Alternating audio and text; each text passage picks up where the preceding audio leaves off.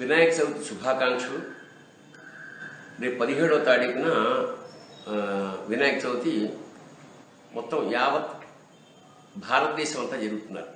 కాకపోతే ఈసారి మా కాలనీ ప్రత్యేకత ఏమిటంటే ప్రగతి నగర్ హైదరాబాద్లో యూసుఫ్గూడ దగ్గరలో వినాయకుడిని మట్టి వినాయకుడిని తయారు చేస్తున్నాం. అది ప్రాథమికంగా.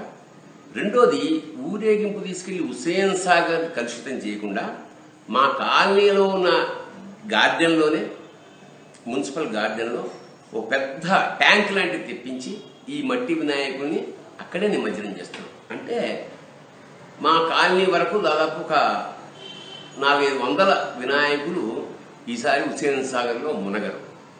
ఈ ముంచిన మట్టిని అక్కడే పార్కులో చల్లేసి ఆ పత్రిని కూడా ఎరువుగా వాడుతున్నాం.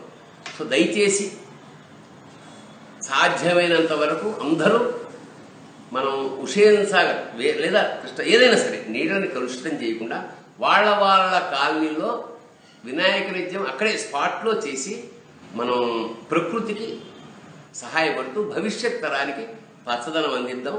అదే అసలు వినాయక చవితి యొక్క పరమార్థం. నమస్కారం.